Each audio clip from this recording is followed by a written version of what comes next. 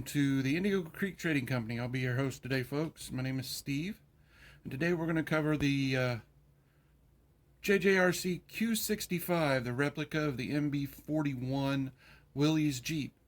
Now, I've made this a civilian version. I've looked like some sort of a work Jeep. As you can see, I've painted it a different color, added some cargo, added a gin pole to the front for lifting. We're going to cover some of all the details here, and I'll give you a complete look and walk around when I get done here. I'll have some stills. But I wanted to talk basically about the customization of this rather inexpensive. This is a rather inexpensive model.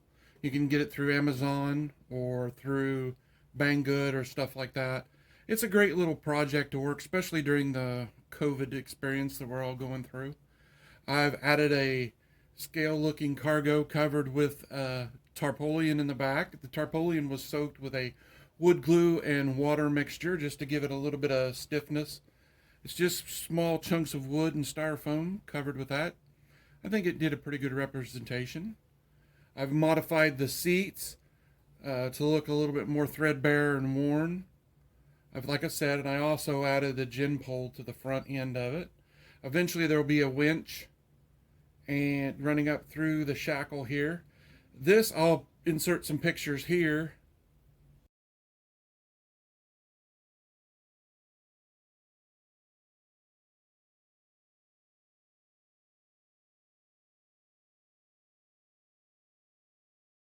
This was just a couple of pin bodies followed by some scraps of plastic from the end of a Venetian blind and a plastic shackle. It's fairly stout on there right now, just a couple of screws up through the bottom, shoe good in place, which I still need to touch up with some black, and I need to stain the front bumper. It's just covered in some wood. I'll give you some close-up pictures of that also. Well, let's go ahead and delve into the center, and I'll tell you what I've got planned for it to help it out, as I can just lift this off.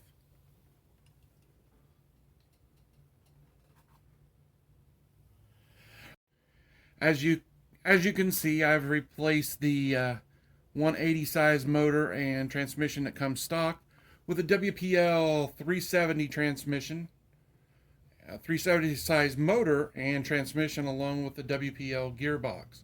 Now there's an issue when you do change these. They mount up perfectly well, but the shaft counter rotates, so you'll need to flip the rear axle, which I've already done, in order to get it to run. Otherwise your wheels will counter rotate and you won't go anywhere, as I found out the hard way. I've also replaced the stock servo with a smaller all metal one that I picked up, just a generic all metal WPL sized. Now I've had to shim it in with some wood. I can get some of these wires out of the way. But I wanted to switch over to a 3-wire servo system. As you can tell, I've just got all kinds of cobbled up leads there until I got what I wanted. This is a 3-wire all metal servo, which should give me some more. One of the issues with that is you'll have to shim the inside of the steering arm as it comes through, because otherwise you're going to have a lot of play. I just shimmed that up with some pieces from an ink pen and use that as a collar inside, and right now I have very little. I have more play in the tire than I do in my steering. So next on the slate is I'm going to be replacing the Jjrc stock ESC receiver combination with a Hobby Wing Quick Run 1625 waterproof ESC and the Dumbo RC X6 6-channel receiver, so that I can be able to have a lot more low-end control. And because I'm eventually going to change out these wheels, depending on how they perform, wheels with something more commercial and civilian looking. I've already received the Hex Adapter Kit that takes it from a 5mm up to the full regular 12mm hex, so I can possibly get some 155 wheels or something of that nature to put on here to make it more civilian looking, possibly wagon wheel type 155s with some Mickey Thompsons or something like that, depending on what I can find. That's going to make the rig look a little bit more scale. By using the E6000 Shugu type of glue, I was able not only to get strength, but quite a bit of flexibility also. So hopefully that'll work for all of my scale projects. And we can put this guy to work.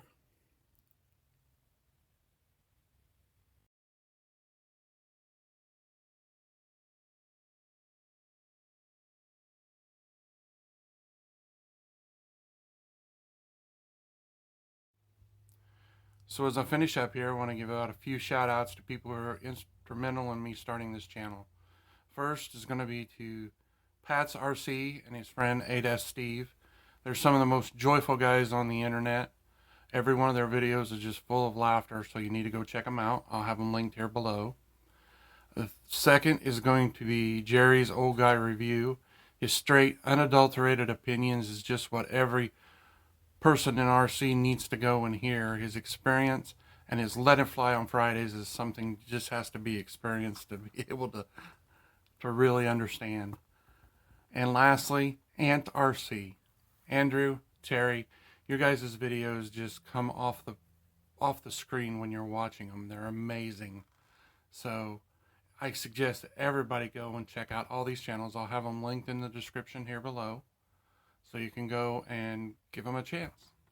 Thanks. Remember, be kind, be careful, and have fun.